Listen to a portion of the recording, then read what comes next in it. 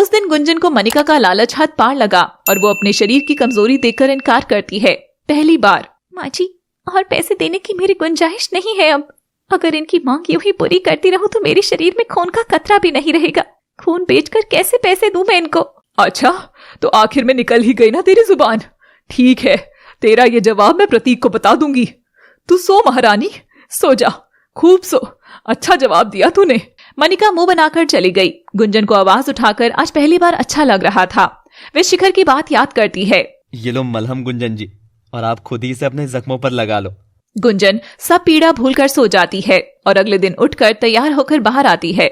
सब लोग इधर उधर लगे थे मगर उनमें शिखर कहीं नजर नहीं आ रहा था। शायद वो कमरे में होंगे। पूरा दिन बीत गया लेकिन शिखर गुंजन से नहीं मिला। अब वह उदास होकर सोने चली गई। रात भर बिस्तर पर करवट बदलते हुए वह बार बार शिखर को याद कर रही थी और उससे रहा नहीं जाता। गुंजन उठकर शिखर के कमरे के बाहर खड़ी हो जाती है। रात काफी हो गई है, इस समय एक लड़के के कमरे में जाना सही होगा क्या? नहीं, ये गलत होगा। गुंजन पलटकर 10 कदम पीछे चली जाती है मगर उसका दिल तो अभी भी शिखर के कमरे के किवाड़ पर ही अटका हुआ था। उससे रहा नहीं जाता और शिखर के कमरे में नॉक करती है। दरवाजा सीधे ही खुल जाता है। शिखर जी, आप जाग रहे हैं? दरवाजा क्यों खुला है? अंदर से कोई जवाब नहीं आता और वह बत्ती जलाकर देखती है तो कमरा एकदम खाली था, बिल्कुल गुंजन की जिंदगी की तरह। गुंजन हैरान थी यह देखकर। गुंजन टेबल पर एक चिट्ठी रखी देखती है और उठाकर पढ़ती है। आप चाहती थी मैं चला जाऊं तो मैं बहुत दूर जा रहा हूं आपसे। कुछ कहकर आपको मजबूर नहीं करूंगा कि आप भी बदले में मुझसे प्यार करें। बस आप खुश रहें, यही काफी है। हाँ, थोड़ा पागल हूँ जवानी के जोश में, गलतियां भी कर बैठता हूँ।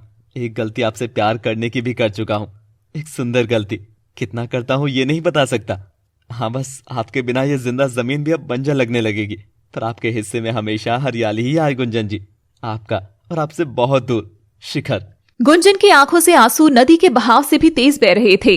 वह नहीं समझ पा रही थी कि 4 दिन के आए इस किराएदार ने आखिर ऐसा क्या बदल दिया जो उसे इतना फर्क पड़ रहा था। वो बिना कुछ बोले ही अपने कमरे में जाकर रोते रोते सो जाती है। अगले दिन वो उठती है तो देखती है कि रात भर वो शिखर की चिट्ठी को ही सीने से लगाए सो रही थी। नया दिन है, जो मेहमान था वो अपनी जिंदगी में लौट चुका है, तो मुझे भी मेरी जिंदगी में फिर से लौटना होगा। कुछ नहीं सोचना, कुछ भी नहीं। गुंजन चिट्ठी को अलमारी के बहुत अंदर रख देती है और शिखर को भूल जाने का फैसला लेती है। गुंजन तैयार होकर घर के कामों में लग जाती है। चंचल वो गया, चंचल वो गया चंचल।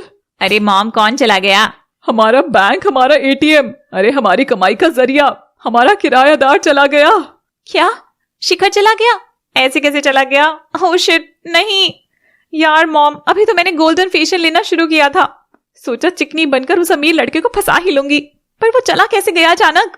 अरे 3 महीने का किराया छोड़कर ही चला गया। ऐसी क्या बात हो गई भला? मनिका चंचल बात कर ही रहे थे तभी उनकी नजर रसोई में खड़ी गुंजन पर पड़ती है।